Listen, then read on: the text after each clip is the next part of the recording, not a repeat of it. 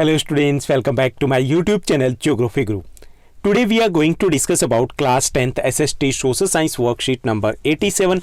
आज की इस वर्कशीट में हम हिस्ट्री के दोनों chapters including the first chapter nationalism in Europe और the rise of nationalism in Europe and nationalism in India, इनसे रिलेटेड क्वेश्चंस डिस्कस करने वाले हैं.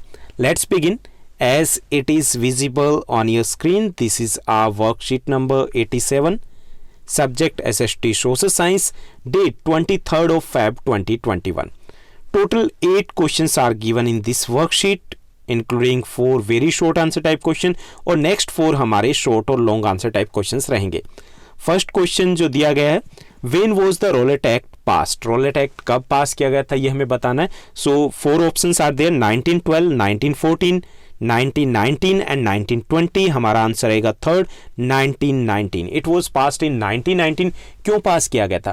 क्योंकि फर्स्ट वर्ल्ड वॉर के बाद जो इंडियन जो ऑर्डिनरी पीपल थे, अगर मासेस की बात करें, वो सेटिस्फाई नहीं थे ब्रिटिश गवर्नमेंट के रूल से because of the poverty, hunger and increasing prices etcetera. काफ़ी सारे इश्यूज थे. And Gandhi ji and the Congress party was also they were planning to launch a nationwide movement. तो जो ब्रिटिश गवर्नमेंट थी उसने पहले से प्लानिंग की.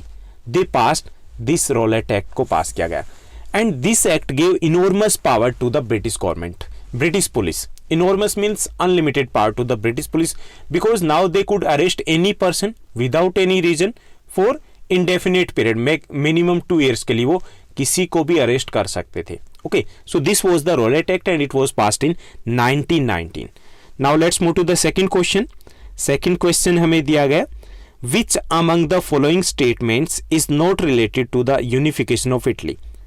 इनमें हमें स्टेटमेंट्स दी गई और हमें बताना है कि कौन सी स्टेटमेंट है वो इटली के यूनिफिकेशन से रिलेटेड नहीं है. तो यहां पर हमारा डी आंसर रहेगा. Otto von Bismarck was the architect of the unification of Italy. This one is not related with the unification of Italy because Otto von Bismarck was the architect of the German unification. Germany की unification से related थे Otto von Bismarck. तो ये जो हमारा statement है fourth, ये Italy के यूनिफिकेशन से रिलेटेड नहीं है. Now let's move to the third question. Third question हमें दिया गया, civil disobedience movement was withdrawn in the year, जो कि फिल इन द ब्लैंक्स है. So it was withdrawn in 1934 में इसको विड्रॉ किया गया था. जो नॉन कोऑपरेशन मूवमेंट था दैट वाज विड्रॉन इन 1922. हालांकि उससे रिलेटेड जो क्वेश्चन है वो ज़्यादा पूछे जाते हैं आपके एग्जाम में, क्योंकि सिविल डिसओबीडियंस मूवमेंट की बात करें the withdrawn was just a formality था, क्योंकि तब तक ये ऑटोमेटिक ही खत्म हो चुका था मूवमेंट बाय 1934. सो यहाँ पे हमारा आंसर 1934 ही रहेगा, but this one is not very important questions अगर हम आपके एग्जाम पॉइंट ऑफ व्यू से देखें. Now let's move to the fourth question. Fourth question में हमें एक स्टेटमेंट दी गई है, when France sneezes the rest of the Europe catches cold. जब फ्रांस को जुकाम होता है, वो छींकता है, तब पूरे यूरोप को जुकाम हो जाता है. यानी कि फ्रांस जब छींकता है तो पूरा यूरोप है वो जुकाम से पीड़ित हो जाता है. हु सेड दिस स्टेटमेंट, हमें बताना है कि ये किसने कहा था. It was said by Metternich. ये मैटरनिक कौन था? Metternich was the chancellor of the Austria and after the post Napoleon era का सबसे पावरफुल लीडर था यूरोप का, Metternich. Now let's move to the fifth question. हमारा फिफ्थ क्वेश्चन दिया गया, how did the female figures become an allegory of the nation during the 19th century in Europe, explain with examples. तो यहाँ पहले समझिए कि question क्या कहता है कि जो फीमेल फिगर्स थे, जैसे हमारे यहाँ पे भारत माता की तस्वीर थी लाइक दैट, तो इसी टाइप से जो फीमेल फिगर्स थे वो नेशन के एल्गरी मतलब प्रतीक बन चुके थे, सिंबल बन चुके थे यूरोप में.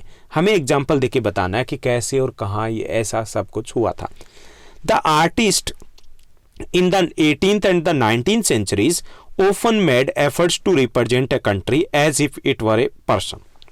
जो 19th या 18th सेंचुरी की बात करें तो वहाँ पे आर्टिस्ट ने काफ़ी सारे एफर्ट्स किए थे जिसमें कंट्री को एक पर्सन के तौर पर रिप्रेजेंट किया गया था, like that of we have represented as a Bharat Mata. Okay, the female figures were chosen to express an abstract idea of a nation. और नेशन की इस आइडिया को एक्सप्रेस करने के लिए फीमेल फिगर्स को यानी कि उनको एज ए फीमेल के तौर पर रिप्रेजेंट किया गया था. ओके, इसके 2 एग्जाम्पल हम देंगे कैसे रिप्रेजेंट किया गया था. First of all, in France the female figure was Marianne.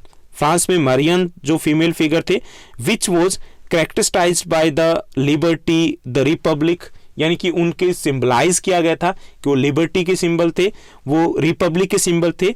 Statutes of the Marianne stood in the public squares to remind the people of the national symbol of unity।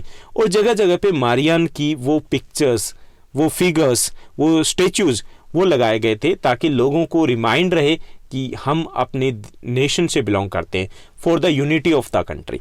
In the same way in Germany the female figure Germania become the allegory of the German nation. ऐसे ही Germany में Germania को use किया गया था। Now let's move to the next question, that is the sixth one. Sixth हमारा question दिया गया, which were the two types of demands mentioned by Gandhi ji in his letter to viceroy Irwin on 31 Jan 1930। And second part है इसका, why was abolition of salt tax was most important demand. और उनमें से most important demand थी abolition of tax, क्यों थी ये भी हमें बताना है। ओके, तो यहाँ पर एक चीज ध्यान देखिए कि यहाँ पे टू डिमांड्स की बात नहीं की, टू टाइप्स ऑफ डिमांड्स हमसे पूछा गया कि कौन से दो टाइप की डिमांड्स की थी गांधी जी ने जब उन्होंने लॉर्ड इरविन को, वायसराय इरविन को लेटर लिखा था। Okay, so on 31 Jan 1930 Gandhi ji wrote a letter to Viceroy Irwin in which 11 demands were mentioned। उसमें 11 डिमांड्स मेंशन की गई थी।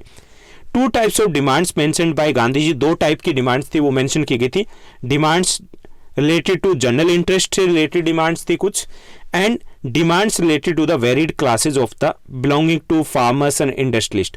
और कुछ डिमांड्स थी जो स्पेसिफिक क्लास से रिलेटेड थी। ओके, टू टाइप्स की थी, demands of general interest and demands of specific classes. Okay, तो दो टाइप की डिमांड होगी ना। Among these 11 demands most important demand was the abolition of salt tax. Salt tax के अबोलिशन की डिमांड सबसे इंपॉर्टेंट थी। क्यों? The demand for the law of salt tax or the abolition of the salt tax was the most important because the taxation of salt was the height of exploitation of the British government। क्योंकि ये तो हद ही हो गई थी कि salt के ऊपर भी टैक्स लगा दिया उन्होंने, उसको भी नहीं छोड़ा, जिसके कारण जो सोल्ट था वो 14 टाइम्स एक्सपेंसिव हो गया था। तो एक तो ये कारण था कि ये it was the height of the exploitation by the British government, and second the salt was used by the every Indian. हर इंडियन को के द्वारा यूज किया जाता था। Hindus, Muslims, rich, poor, urban people और द रूरल पीपल, हर कोई यूज करते थे। So Gandhi ji saw that an opportunity to unite all the people on that issue. Gandhi ji को लगा कि अगर हम सोल्ट को अगर इश्यू उठाते हैं तो उसके साथ हम सभी को जोड़ पाएंगे। Okay, so that's why Gandhi ji decided to go with the salt. Now let's move to the seventh question. जो हमारा सेवंथ क्वेश्चन दिया गया, explain the role played by the culture in creating the European concept of nation. हमें बताना है कि culture ने कैसे यूरोप में नेशनलिज्म में रोल प्ले किया था।